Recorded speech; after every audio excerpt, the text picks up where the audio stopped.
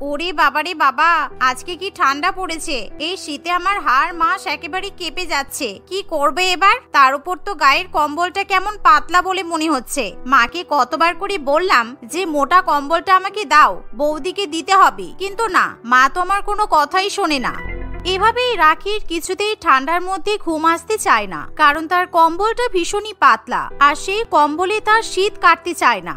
আর এরকম শীতে আরাম করে ঘুমানোর জন্য রাখি রাত্রিবেলা তার বৌদির ঘরে দরজায় গিয়ে টোকা মারতে শুরু করে।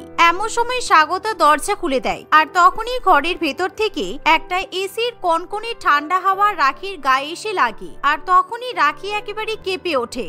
তুমি কি পাগল নাকি বৌদি? বাইরে 5 ডিগ্রি সেলসিয়াস ঠান্ডা, আর তুমি এখন 16তে এসি চালিয়ে ঘুমাচ্ছ?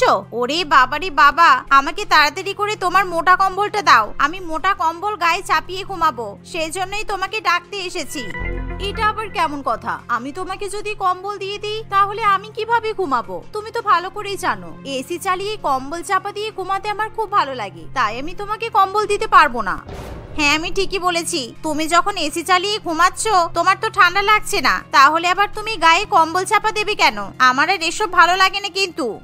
এই বলে রাখি তার বৌদির ঘরে কাঁপতে কাঁপতে ঢুকে পড়ি, আর সে খাটের উপর থেকে কম্বল নিয়ে নিজের ঘরে চলে যায়। আর যা দেখে স্বাগতা ভীষণ পরিমাণে রেগে যায়। আসলে স্বাগতার এরকম শীতের মধ্যে এসি চালানোর স্বভাব ছিল, আর সেই জন্য স্বাগতার স্বামী প্রীতম ও স্বাগতার সঙ্গে ঘুমাতে চায় না। এভাবেই দেখতে দেখতে কিছুদিন কাটে। একদিন, মা, আজকে আমার অফিসে নাইট শিফট পড়েছিল, কিন্তু অফিস থেকে আমাকে ছুটি দিয়ে দিয়েছে। বলেছে বাড়িতে রাত্রেবেলা বসে বসে কাজ করতে আর কালকে সকালের মধ্যে প্রজেক্ট সাবমিট করতে। কিন্তু আমার খুব ভয় করছে মা।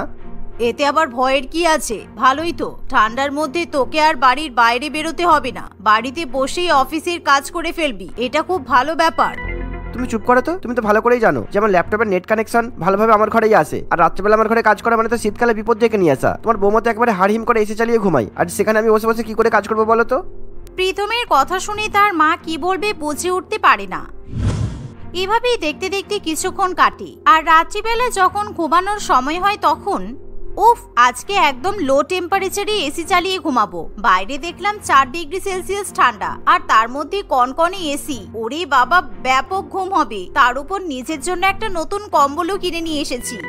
এই বলে স্বাগতা এসি চালিয়ে সবেমাত্র ঘুমাতে যাবে, এমন সময় সেখানে প্রীতম আসে। আর প্রীতমকে দেখে স্বাগতার ভীষণ পরিমাণে হাসি পেয়ে যায়, কারণ প্রীতম গায়ে 3টে সোয়েটার পরে, সেই সাথে 3টে মোটা মোটা প্যান্ট, হাতে গ্লাভস এবং পায়ে মোজা, মাথায় মাঙ্কি টুপি ইত্যাদি। তাই প্রীতমকে এরকম ঠান্ডায় কাবু হতে দেখে স্বাগতা কিছুতেই নিজের হাসি চেপে রাখতে পারে না। কি ব্যাপার প্রীতম, তুমি এরকম ভূতের মতো 100টা সোয়েটার, 100টা বড় বড় প্যান্ট, হাতে গ্লাভস, মোজা, টুপি পরেছো কেন? তোমার এত ঠান্ডা লাগছে? সত্যি তুমি পারো বটে। এরকম শীত কাতুরে হলে তো খুব মুশকিল। আমাকে দেখেছো আমি কেমন শীতের মধ্যে এসি চালিয়ে ঘুমাচ্ছি? তুমি পাগল বলে আমিও পাগল নাকি? আমাকে এখন রাত্রেবেলায় ঘরে বসে কাজ করতে হবে, আর তুমি যেহেতু এসি চালিয়েছো তাই আমি প্রোটেকশন নিয়েছি, বুঝেছো? আর এটাই আমাকে এসি ঠান্ডার হাত থেকে বাঁচাবে। এই বলে প্রীতম ঠান্ডার মধ্যে কাঁপতে কাঁপতে ল্যাপটপে কাজ করতে বসে, কিন্তু স্বাগতা কিছুতেই এসি বন্ধ করতে চায় না, যার ফলে প্রীতমের ভীষণ পরিমাণে ঠান্ডা লাগে। আর এখন যেহেতু বাইরে বেরোলে ঠান্ডা আর ঘরে ঢুকলে আরো বেশি ঠান্ডা, তাই প্রীতম কিছুতেই ঠান্ডা সহ্য করতে পারে না। এভাবেই দেখতে দেখতে মাঝরাত্রিবেলা স্বাগতা যখন ঘুমিয়ে পড়ে তখন প্রীতম বলে, ওরে বাবারে, এই শীত ঠান্ডাতে আমার একেবারে দাঁতে দাঁত লেগে যাচ্ছে। উফ, কি শীত! স্বাগতা মনে হয় ঘুমিয়ে পড়েছে। যাই টুক করে এসিটা বন্ধ করে দিই, তারপর একটু আরাম করে কাজ করতে পারবো। এই বলে প্রীতম গুটি গুটি পায়ে গিয়ে এসি বন্ধ করে দেয়। আর এসি বন্ধ করে দেওয়ার পর ঘরটা যখন গরম হয় তখন প্রীতম আরাম করে কাজ করতে বসে, কিন্তু এমন সময় স্বাগতা একেবারে ঘেমে জল হয়ে যায়, আর সে ধপ করে ঘুম থেকে উঠে বসে। ওরে বাবারে, ভীষণ বদ্ধ লাগছে, কি গরম, আমার শ্বাসকষ্ট হচ্ছে। প্রীতম, এসিটাকে বন্ধ করে দিল। তোমাকে কতবার করে বলেছি তোমার যদি অসুবিধা হয় তুমি এই ঘরে আসবে না, কিন্তু রাত্রিবেলা অন্তত পক্ষে তুমি এসি বন্ধ করবে না। আমি তো ঘুমাতেই পারছি না, আমার ঘাম হচ্ছে, আমার খুব শরীর খারাপ লাগছে। স্বাগতা এরকম পাগলের মতো করতে শুরু করলে প্রীতম ভীষণ পরিমাণে ভয় পেয়ে যায়, তাই প্রীতম আবার এসি চালিয়ে দেয়, যার ফলে সারা রাত ধরে প্রীতমকে এসিতে বসে কাঁপতে কাঁপতে অফিসের কাজ করতে হয়। আর পরের দিন সকালবেলা প্রীতমের প্রচন্ড পরিমাণে জ্বর আসে। দেখো বৌমা, তোমার জন্য আমার ছেলের কি অবস্থা। বেচারা 5টা কম্বল গায়ে চাপা দিয়ে সোফার উপর শুয়ে আছে, কিন্তু তোমার ভয়ে ঘরে ঢুকতে পর্যন্ত পারছে না। তুমি কালকে রাত্রিবেলা এমন এসি চালিয়েছো যে আমার ছেলের জ্বর চলে এসেছে। আপনার ছেলে যদি ইমিউনিটি পাওয়ার কম হয়, আমার তো তাতে কিছু করার নেই। তাই বলে আমি রাত্রিবেলা এসি চালিয়ে ঘুমাবো না? এটা কি হতে পারে? এই বলে স্বাগতা সেখান থেকে চলে যায়। আর এভাবেই দিনের পর দিন স্বাগতার বাজে স্বভাবের জন্য তার শ্বশুর বাড়ির প্রত্যেকের খুবই অসুবিধা হয়, কারণ শীতের মধ্যে এসি চালিয়ে ঘুমানো সত্যি একটা অদ্ভুত ব্যাপার। এভাবেই দেখতে দেখতে ক্যালেন্ডারের পাতায় কিছুদিন কাটে। আর একদিন, কি ব্যাপার বৌমা, কোথায় গেলে? দুপুরবেলা রান্না বান্না করার সময় হয়ে গেল, আর তুমি এখনো বাথরুম থেকে বেরোচ্ছ না কেন? সেই সকালবেলা বাথরুমে ঢুকেছো আর এখনো বেরোনোর নাম নেই। আরে দূর, আপনি তো ডিস্টার্ব করছেন কেন? আমি একটা গুরুত্বপূর্ণ কাজ করছি, সেই কাজটা হয়ে যাক, তারপর বাথরুম থেকে বেরিয়ে আসবো। বৌমার মুখে এরকম কথা শুনি শাশুড়ি মায়ের প্রচন্ড পরিমাণে অবাক লাগে। তাই এমন সময় সাথী দেবী বাথরুমের সামনে গিয়ে উকি মেরে দেখার চেষ্টা করে। আর এমন সময় সে দেখে যে বৌমা বাথরুমের মধ্যে বসে এসি পরিষ্কার করছে। সে খুব ভালো করে সাবান জল দিয়ে ধুয়ে ধুয়ে এসির ময়লা বের করছে। আর যা দেখে সাথী দেবী বলে, এ কি বৌমা, তুমি কি করছো? এই শীতের সকালবেলা তুমি জল ঘেটে এসি পরিষ্কার করছো? তোমার সত্যি মাথায় কোনো সমস্যা আছে মনে হচ্ছে। কিন্তু এসি পরিষ্কার করার সাথে শীত আর গরমকালের কি সম্পর্ক? আমার ঘরের এসিতে কদিন ধরে দেখছি ভালো ঠান্ডা হচ্ছে না, তাই ভাবলাম একটু ভালো করে পরিষ্কার করে দিই। দেখুন এসির মধ্যে কত ধুলো ময়লা জমেছিল, আমি খুব ভালো করে ধুলো ময়লা পরিষ্কার করে দিয়েছি। এবার এসি থেকে একেবারে ভালো ঠান্ডা ঠান্ডা হাওয়া বেরোবে। তুমি সারাদিন এসির পেছনেই পড়ে থাকো, তোমাকে রান্না বান্না কিছু করতে হবে না, সবকিছু আমি করে নিচ্ছি। যত সব, আমার আর ভালো লাগে না এসব। এই বলে সাথী দেবী রান্নাঘরে চলে যায় আর সে সবার জন্য রান্না বান্না করতে শুরু করে। আর অন্যদিকে স্বাগতা এখনো পর্যন্ত এসি নিয়ে ব্যস্ত থাকে। এভাবেই দেখতে দেখতে রাত হয়ে আসে। আর এভাবেই সময়ের সঙ্গে সঙ্গে স্বাগতা এখন সারাদিন এসি চালিয়ে রাখতে শুরু করে। একদিন সাথী দেবীর কিছু বন্ধু বান্ধবী তার সঙ্গে দেখা করতে আসে। বৌমা, তুমি আমার বান্ধবীদেরকে গরম গরম চিকেন পকোড়া আর মাটন বিরিয়ানি রান্না করে খাওয়াও, কারণ আমি তোমার হাতের রান্নার প্রশংসা করেছি, তাই এখন ওরা তোমার হাতের রান্না খাবে বলছে। ঠিক আছে মা, তাই হবে। আমি এখনই রান্নাঘরে গিয়ে আপনাদের সবার জন্য ভালো ভালো খাবার রান্না করছি। এই বলে স্বাগতা রান্নাঘরে যায়, কিন্তু রান্না করার আগে তার নিজের ঘরে এসি চালানোর কথা মনে পড়ে।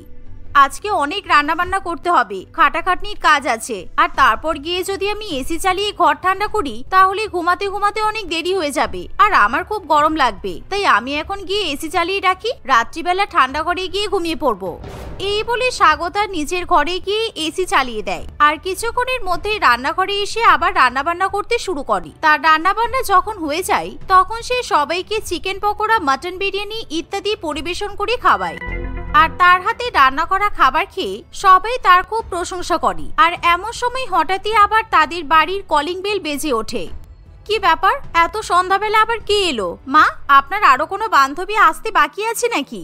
না না, আমার আর কোনো বান্ধবী আসবে না, কিন্তু তোমার জন্য একটা সারপ্রাইজ আছে। যাও দরজা খুলে দেখো কে এসেছে। তোমার এতদিন ধরে যার কথা মনে পড়ছিল আমি তাকেও আজকে ইনভাইট করেছি। শাশুড়ি মা এমন কথা বললে স্বাগতা দরজা খুলে দেখে যে সেখানে তার মা পারমিতা দেবী দাঁড়িয়ে আছে, যার ফলে স্বাগতা ভীষণ পরিমাণে খুশি হয়, কারণ অনেকদিন ধরে স্বাগতার নিজের মায়ের সঙ্গে দেখা হয়নি। আর আজকে স্বাগতার শাশুড়ি মা নিজে থেকে স্বাগতার মাকে বাড়িতে নিমন্ত্রণ জানায়। ও মা, তুমি এসেছো? তোমার কথা আমার খুব মনে পড়ছিল জানো, আমার খুব ভালো লাগছে। মা তুমি বসো, আমি তোমার জন্য গরম গরম চিকেন পকোড়া আর মাটন বিরিয়ানি নিয়ে আসছি। হ্যাঁ ঠিক আছে, আমি নিশ্চয়ই খাবো। দাঁড়া, আগে গিয়ে হাত মুখটা ভালো করে ধুয়ে আসি, তারপর তোর সাথে আর তোর শাশুড়ি মায়ের সঙ্গে বসে গল্প করতে করতে খাওয়া দাওয়া করব। এই বলে পারমিতা দেবী হাত মুখ ধুতে চলে যায়, কিন্তু বাথরুমের কলে জল থাকে না বলে পারমিতা দেবী আবার বাথরুমের বাইরে বেরিয়ে আসে। মা, আমাদের বারান্দার বাথরুমটাতে একটু সমস্যা আছে, কলটা অনেকদিন ধরেই খারাপ। তুমি বরঞ্চ আমার ঘরে যাও, আমার ঘরের বাথরুমে গিয়ে ফ্রেশ হয়ে নাও। এই শুনে পারমিতা দেবী তার মেয়ের ঘরের দিকে যায়, কিন্তু সে যখন স্বাগতার ঘরের মধ্যে প্রবেশ করে তখন সে ঠান্ডায় থরথর করে কাঁপতে শুরু করে দেয়। ওরে বাবারে, আমি তো মরে গেলাম, কি ঠান্ডা! আমাকে ইচ্ছে করে এখানে ডেকে নিয়ে এসেছে যাতে আমি মারা যাই। এই শীতের মধ্যে কেউ এসি চালায়? ওরে বাবারে বাবা, আমার তো মির্গি রোগ আসছে। এভাবেই চিৎকার করতে করতে পারমিতা দেবীর একেবারে দাঁতের সঙ্গে দাঁত আটকে যায় আর সে চোখ উল্টে মাটির মধ্যে লুটিয়ে পড়ে। অন্যদিকে সবাই এরকম আর্তনাদ শুনে সেখানে ছুটে আসে আর সবাই যখন পারমিতা দেবীর এরকম অবস্থা দেখে তখন তারা সকলেই প্রচন্ড পরিমাণে ভয় পেয়ে যায়। মা, তোমার কি হলো? তুমি চোখ খুলছো না কেন? কি হলো মা? আমি একদম ভুলে গেছিলাম যে তুমি একটুও ঠান্ডা সহ্য করতে পারো না, আর এসির হাওয়া তো তুমি মোটেই পছন্দ করো না। আমি যদি আগেই ঘরের এসিটা বন্ধ করে দিতাম তাহলে আজকে এই দিনটা দেখতে হতো না। আমি এসি চালিয়ে ভুলে ভুলে তোমাকে এই ঘরে পাঠিয়ে দিয়েছি। এখন আর নাকে কান্নাকাটি করে কোনো লাভ হবে না। দেখেছো তোমার জন্য তোমার মায়ের কি অবস্থা হয়েছে? তোমার মাকে ইমিডিয়েটলি নার্সিং হোমে নিয়ে যাওয়া দরকার, না হলে একটা বড়সড় ক্ষতি হয়ে যেতে পারে। এই বলে সবাই মিলে পারমিতা দেবীকে সামনের নার্সিং হোমে নিয়ে যায় আর ডাক্তারবাবু তার চিকিৎসা করতে শুরু করে দেয়। আর যেহেতু পারমিতা দেবীর মৃগী রোগ আছে তাই ডাক্তারবাবু কিছুক্ষণের মধ্যেই তাকে সহজে সুস্থ করে তোলে, কিন্তু তাকে সুস্থ করার জন্য রুম হিটারের ব্যবহার করা হয়। আর যখন সে নিজের শরীরে গরম গরম হাওয়া অনুভব করে তখনই সে ধীরে ধীরে সুস্থ হয়ে ওঠে। স্বাগতা, আমি আর তোর শ্বশুর বাড়িতে কোনো দিনও যাব না। আমি ভাবতে পারিনি যে তুই এত বড় পাগল। এই শীতের মধ্যে কেউ কখনো এসি চালিয়ে ঘুমায়, আর তুই সারাদিন ঘরে এসি চালিয়ে রাখিস কেন? কি করব মা, তুমি তো জানো ছোটবেলা থেকে আমার গরমটা বড্ড বেশি, আর বাবাকে কতবার করে বলেছিলাম আমাকে এসি কিনে দিতে, কিন্তু বাবা আমাকে কখনো কিনে দেয়নি। তাই আমার বর যখন আমাকে নতুন এসি কিনে দিয়েছে তখন আমি সেই আনন্দে গরম হোক শীত হোক ইচ্ছা হলেই এসি চালিয়ে ঘুমাই, কিন্তু আমি আর কখনো এরকম করব না। তুমি আমাকে ক্ষমা করে দাও মা। এভাবেই স্বাগতা সবার কাছে ক্ষমা চায়, আর সেই ঘটনার পর থেকে স্বাগতা আর কখনো শীতের মধ্যে এসি চালিয়ে ঘুমায় না। মনিকা এবং কবিতা দুই বোন তাদের বাবা এবং মায়ের সঙ্গে বাস করত, কিন্তু মনিকা এবং কবিতা দুই বোনের মধ্যে বেশ কিছু পার্থক্য ছিল। মনিকা বয়সে বড় হলেও সে খুবই সহজ সরল এবং বোকা প্রকৃতির মেয়ে ছিল। অন্যদিকে কবিতা ছিল ভীষণই চালাক চতুর। সে সহজেই যে কোনো কাউকে বোকা বানাতে পারত, আর সেই সাথে কবিতা ভীষণই অলস ছিল। সে বাড়ির কোনো কাজকর্ম করতে চাইতো না। অন্যদিকে মনিকা সবসময় তার বাবা মায়ের সব কথা মেনে চলতো। আর একদিন হঠাৎ করেই একই পরিবার থেকে তাদের দুই বোনের জন্য বিয়ের সম্বন্ধ আসে, কিন্তু ছেলেপক্ষ বাড়ির বড় ছেলের জন্য কবিতাকে পছন্দ করে আর ছোট ছেলের জন্য মনিকাকে পছন্দ করে। সবই তো ঠিক আছে। ওদের পরিবারের সঙ্গে আলাপ পরিচয় করার পর আমার যেটা মনে হলো ওরা সবাই ভীষণই ভালো, আর ছেলে দুটোও খুব ভালো। ওই বাড়িতে বিয়ে হলে আমার দুই মেয়ে খুবই সুখে শান্তিতে থাকতে পারবে। কিন্তু বড় ছেলে আমাদের ছোট মেয়েকে পছন্দ করলো, আবার ছোট ছেলে আমাদের বড় মেয়েকে বিয়ে করতে চাইছে। এই ব্যাপারটা কিন্তু আমার কাছে কেমন যেন অদ্ভুত মনে হচ্ছে। আরে বাবা, তুমি শুধু শুধু চিন্তা করছো কেন? এইরকম কি কোথাও লেখা আছে কোনো বাড়ির বড় মেয়ের সঙ্গে অন্য কোনো বাড়ির বড় ছেলেরই বিয়ে হওয়া দরকার? দুই ছেলে একই অফিসে চাকরি করে, একই মাহিনা পাই, একই পরিবারের বাবার সঙ্গে মিলেমিশে থাকে। তাই আমার মনে হয় না বিয়ের পর আমাদের দুই মেয়ের কোনো সমস্যা হবে। আর তাছাড়া আমাদের দুই মেয়ের বয়সের অন্তত মাত্র 2 বছর, তাই কোনো সমস্যা নেই। খুব ভালো সম্বন্ধ পেয়েছি, হাতছাড়া করো না, বুঝেছো? ঠিক আছে, তাহলে তুমি ওনাদেরকে ফোন করে জানিয়ে দাও যে আমাদের এই বিয়েতে কোনো আপত্তি নেই, আর যত তাড়াতাড়ি সম্ভব বিয়ের ডেটটা ফাইনাল করে নাও, কারণ এত ভালো সম্বন্ধ কিন্তু হাতছাড়া করতে নেই। বাবা মায়ের কথা শুনে মনিকা এবং কবিতা দুজনেই খুবই খুশি হয়, কিন্তু তাদের দুই বোনের মাথায় একেবারে আলাদা রকমের চিন্তা ভাবনা চলতে থাকে। একদিকে যেখানে বড় দিদি মনিকা ভাবে, যাক আমি বয়সে বড় হলেও শ্বশুর বাড়িতে গিয়ে আমাকে ছোট যা হয়ে থাকতে হবে, এতে আমার কোনো আপত্তি নেই, কারণ আমরা দুই বোন বিয়ের পর একই শ্বশুর বাড়িতে থাকতে পারবো। এটাই আমার কাছে সবচেয়ে আনন্দের বিষয়। আমরা যেহেতু নিজের দুই বোন, তাই আমার মনে হয় না শ্বশুর বাড়িতে গিয়ে আমাদের দুই বোনের মধ্যে কোনো ভেদাভেদ করা হবে। আমরা দুই বোন সারা জীবন মিলেমিশে সংসার করতে পারবো। ওয়াও, আমার তো একেবারে সোনাই সোহাগা মনে হচ্ছে। আমি বয়সে ছোট হলেও বিয়ের পর আমি শ্বশুর বাড়িতে গিয়ে বড় বৌমা হব, মানে আমার দিদির বড় যা। আমার যে কি মজা হচ্ছে। শ্বশুর বাড়িতে যাওয়ার পর আমি বড় যা হিসেবে সবসময় আমার দিদির উপর হুকুম করব, দিদিকে দিয়ে সব কাজ করিয়ে নেব, আর আমি শুধুমাত্র আরাম করব। আর আমি যেহেতু বাড়ির বড় বৌমা হব, তাই আমার কথা তো দিদিকে শুনতেই হবে। এভাবে দুই বোন ভিন্ন ভিন্ন চিন্তা ভাবনা করে মনে মনে প্রচন্ড পরিমাণে খুশি হয়। আর দেখতে দেখতে চন্দনা দেবীর বড় ছেলে সুজয়ের সঙ্গে ছোট বোন কবিতার বিয়ে হয়। অন্যদিকে ছোট ছেলে অজয়ের সঙ্গে বড় দিদি মনিকার বিয়ে হয়ে যায়। আর বিয়ের পর তারা দুই বোন যখন শ্বশুরবাড়িতে যায় তখন তাদের জীবনে অনেক পরিবর্তন আসে। তারা শ্বশুরবাড়িতে গিয়ে চাইলেও দুজনে দুই বোনের মতো করে মিলেমিশে থাকতে পারি না। দেখো, আমি তোমাদের দুজনকে প্রথম থেকেই বলে দিচ্ছি, বিয়ের আগে তোমরা দুই বোন ছিলে ঠিকই, কিন্তু এখন তোমরা দুজনে আমার বাড়ির বৌমা, অর্থাৎ এখন তোমরা দুই যা। তাই পাড়া পড়শি আত্মীয় স্বজন সকলের সামনে তোমরা কিন্তু সম্পর্ক বজায় রাখার চেষ্টা করবে। এভাবেই দেখতে দেখতে 2-4 দিন কাটে। আর এরই মধ্যে মনিকা সংস্কারী মেয়ের মতো শ্বশুরবাড়ির সমস্ত কাজকর্ম করতে থাকে। বাড়ির কাজকর্ম থেকে শুরু করে রান্নাবান্না সবার দেখাশোনা করা মনিকা একা একাই করতে থাকে। কিন্তু কবিতা কোনো কাজই করে না, সে সবসময় নিজের ঘরে আরাম করে। আর এই ব্যাপারটা চন্দনা দেবীর মোটেই পছন্দ হয় না। তাই সে এবার ঠিক করে দুই বৌমার মধ্যে কাজ ভাগাভাগি করে দেবে। তোমাদের দুজনের সঙ্গে আমার দরকারি কথা আছে। বড় বৌমা, বেশ কয়েকদিন ধরে আমি দেখছি ছোট বৌমা একা একাই বাড়ির সমস্ত কাজকর্ম করছে, আর তুমি কিন্তু কোনো রকম কাজে হাত দিচ্ছ না। এটা কিন্তু একদমই চলবে না, কারণ তুমি আমার বাড়ির বড় বৌমা। আমাদের পরিবারে কিন্তু একটা নিয়ম আছে, সংসারের বেশিরভাগ কাজকর্ম বাড়ির বড় বৌমাকেই করতে হয়। তাই সকালবেলার খাবার আর দুপুর বেলার খাবার তুমি রান্না করবে, আর রাত্রিবেলার খাবারটা ছোট বৌমা রান্না করবে। শাশুড়ি মায়ের মুখে এমন কথা শুনি কবিতা একেবারে চমকে ওঠে। এ কি মা, আমি বাড়ির বড় বৌমা বলে আপনি আমার উপর কাজের বোঝা চাপিয়ে দিচ্ছেন? আমি তো এরকম অদ্ভুত নিয়মের কথা কখনো শুনিনি। আমি তো যেটা জানি, বাড়িতে দুটো বৌমা থাকলে বাড়ির সমস্ত কাজকর্ম সমান ভাগে দুজনের মধ্যে ভাগাভাগি করে দেওয়া হয়। না, আমাদের পরিবারে এটা হয় না। আমিও কিন্তু একটা সময় এই বাড়ির বড় বৌমা ছিলাম। সংসারের বেশিরভাগ কাজকর্ম তাই আমাকেই করতে হতো, কারণ আমি যখন থাকবো না তখন আমার হয়ে এই সংসারের সমস্ত দায়িত্ব তোমাকেই পালন করতে হবে। তাই সকাল থেকে দুপুর বেলা পর্যন্ত বাড়িতে যা যা কাজ থাকে সবই তুমি করবে। আর সন্ধ্যাবেলা যেহেতু কাজের পরিমাণ কম থাকে, তাই সন্ধ্যাবেলা ছোট বৌমা কাজ করবে। শাশুড়ি মায়ের এমন কথা শুনে কবিতা প্রচন্ড পরিমাণে রেগে যায়, কারণ কবিতা প্রচন্ড পরিমাণে অলস ছিল। তাই সে মোটেই বাড়ির কোনো কাজকর্ম করতে চায় না। এ তো আমি ভারী বিপদে পড়লাম। আমি ভেবেছিলাম বাড়ির বড় বৌমা হওয়ার পর আমার দিদির উপর আমি সব কাজের বোঝা চাপিয়ে দেব, আর আমি সারা জীবন আরাম করে কাটাবো। কিন্তু আমার শাশুড়ি মা আমার উপর সব কাজের বোঝা চাপিয়ে দিচ্ছে। আমাকে এবার বুদ্ধি খাটাতে হবে, তা না হলে আমি শ্বশুর বাড়িতে কাজ করে করে মরেই যাব। পরের দিন সকালবেলা অনিচ্ছা থাকা সত্ত্বেও বাড়ির বড় বৌমা কবিতাকে তাড়াতাড়ি করে ঘুম থেকে উঠতে হয়। আর সে সকালবেলা বাড়িঘর পরিষ্কার করে এবং সকলে জলখাবারও তৈরি করে। কিন্তু দুপুরের খাবার রান্না করতে তার মোটেই ইচ্ছা করে না। তাই সে তখনই মনিকার ঘরে চলে যায় এবং মিথ্যা নাটক করতে শুরু করে। দিদি দেখ না, আমার হাতে ভীষণ ব্যথা করছে। তুই তো জানিস আমি যখন বাড়িতে থাকতাম তখন আমি বাড়ির ছোট মেয়ে ছিলাম বলে বাবা মা আমাকে কোনো কাজ করতে দিত না। তুইও তো আমাকে কোনো কাজ করতে দিসনি। আমার হয়ে বাড়ির সব কাজ সবসময় তুই করেছিস, সেই জন্য আমার তো সেরকম কাজ করার অভ্যাস নেই। কিন্তু আজকে সকাল সকাল ঘুম থেকে উঠে আমি বাড়ির সব কাজ করলাম, আবার রুটি সবজিও রান্না করলাম, তাই আমার হাতে প্রচন্ড ব্যথা হয়েছে।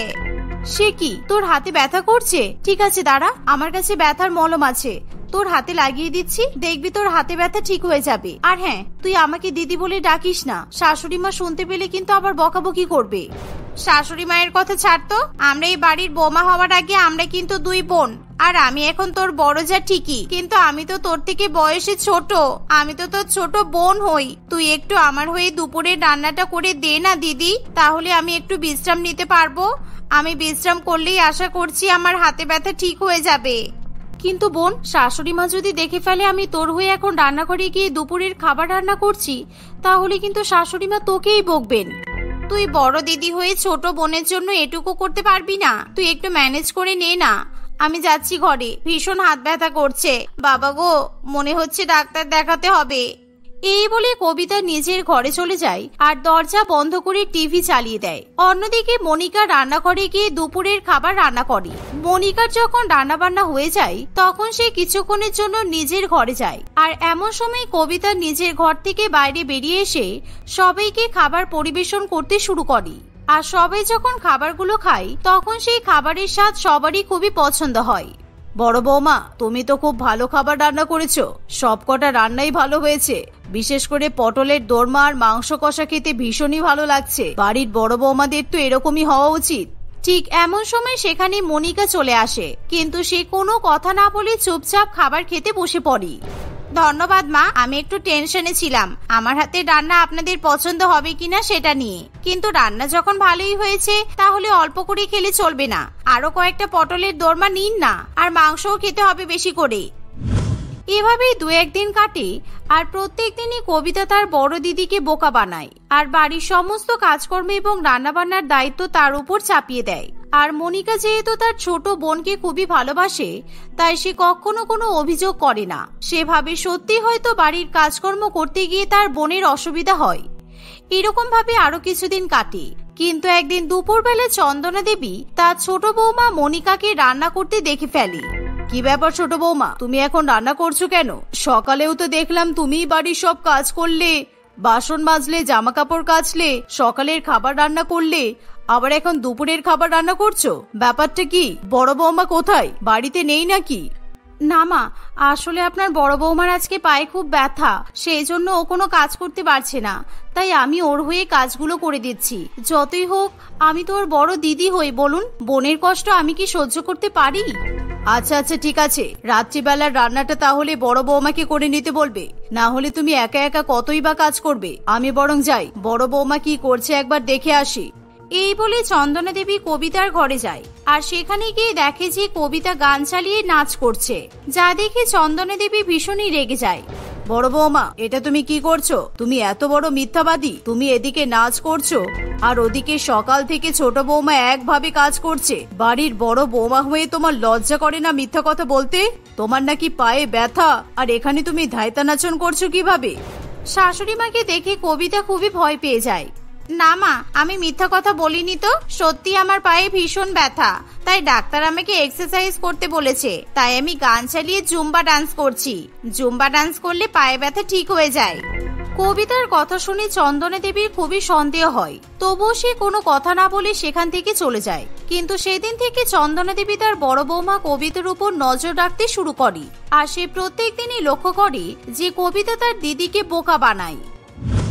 তোর কি প্রত্যেক দিনই শরীর খারাপ করে বোন? আজকে কিন্তু তোর হয়ে আমি কোনো কাজ করতে পারবো না। দিদি, আজকে আমার ভীষণ মাথা ব্যথা করছে, প্লিজ তুই আমার হয়ে কাজগুলো করে দে দিদি। আমি তো তোর ছোট বোন হই, এই বাড়িতে কেউ আমার কষ্ট বুঝবে না, তুই তো আমার নিজের দিদি। আর বিয়ের সময় মা বাবা কিন্তু তোকে বারবার করে বলেছিল আমার খেয়াল রাখতে। এভাবেই কবিতা মিথ্যা নাটক করলে মনিকা কিছুই বলতে পারে না, আর সে আবার কবিতার ভাগের কাজকর্ম করতে শুরু করে। কিন্তু যা দেখে চন্দনা দেবী এবার ভীষণ পরিমাণে রেগে যায়। ছোট বৌমা, তুমি কিন্তু বড় বৌমার কথা বিশ্বাস করে খুব ভুল করছো। বড় বৌমা শুধুমাত্র তোমাকে বোকা বানাচ্ছে আর কিচ্ছু নয়। তোমার যদি বিশ্বাস না হয় তাহলে আমি যা বলছি তুমি সেটা করে দেখো একবার, তাহলেই সত্যিটা সামনে চলে আসবে। তুমি কালকে সারাদিন অসুস্থ হওয়ার নাটক করে শুয়ে থাকবে। আর এভাবেই চন্দনা দেবী তার ছোট বৌমাকে সমস্ত কিছু ভালো মতো বুঝিয়ে দেয়। আর পরের দিনই মনিকা তার শাশুড়ি মায়ের কথা মতো সারাদিন অসুস্থ হওয়ার নাটক করে শুয়ে থাকে, যার ফলে বাধ্য হয়ে কবিতা সকাল থেকে দুপুর পর্যন্ত সবই কাজ করে। কিন্তু রাত্রিবেলা, দেখ দিদি, আমার ভাগের কাজ কিন্তু আমার করা হয়ে গেছে, আমি কিন্তু তোর হয়ে রাত্রিবেলা কোনো কাজ করতে পারবো না। তুই যেভাবেই পারিস না কেন রান্নাটা করে নি, না হলে কিন্তু শাশুড়ি মা আমাকে আবার রান্না করতে বলবে, আর আমি এখন রান্না করতে পারবো না, কারণ এখন আমার সিরিয়াল দেখার সময় হয়ে গেছে। বোন, এরকম করিস না, তুই যদি আমার কষ্ট না বুঝিস তাহলে কে বুঝবে বল? আজকে সত্যি আমার শরীরটা খুব খারাপ, তুই দয়া করে রাত্রিবেলা রান্নাটা করে নে বোন। ওসব বোন কিংবা দিদির কোনো গল্প চলবে না, এখন আমরা দুই যা, তাই বেশি ঢং না করে রান্নাটা কর। এমন সময় সেখানে চন্দনা দেবী এসে বলে, দেখেছো ছোট বৌমা, আজকে তুমি বড় বৌমার আসল রূপ দেখতে পেয়ে গেলে তো? এতদিন কেমন ভাবে ইমোশনালি বোকা বানিয়েছি তোমাকে। আর বড় বৌমা, তুমি এই বাড়ির বড় বৌমা হওয়ার যোগ্য নও। তোমাকে দেখে আমার দায়িত্ববান সংস্কারী বলে মনে হয়েছিল, ভেবেছিলাম আমার অবর্তমানে তুমি এই সংসার গুছিয়ে রাখতে পারবে, কিন্তু আমি ভুল ছিলাম। আজ থেকে আমার সংসারের সমস্ত দায়িত্বভার আমি আমার ছোট বৌমাকে দিলাম। ছোট বৌমা, এই নাও আমার আলমারির চাবি, লকারের চাবি, সোনা গহনা, সমস্ত কিছু তুমি রাখো। আর আজ থেকে ছোট বৌমা যা বলবে এই বাড়িতে তাই হবে। তোমাকে কিন্তু ছোট বৌমার সব কথা মেনে চলতে হবে। আমি কি ভুল করে ফেললাম? বাড়ির বড় বৌমা হবার সুযোগ নিতে গিয়ে আমি তো আমার অধিকার থেকেই বঞ্চিত হয়ে গেলাম। বাড়ির বড় বউ হয়ে এখন আমাকে আমার ছোট জায়ের কথা শুনে চলতে হবে। এভাবেই কবিতা নিজের ভুলের জন্য অনুশোচনা করতে থাকে, কারণ এছাড়া তার কাছে আর কোনো উপায় থাকে না।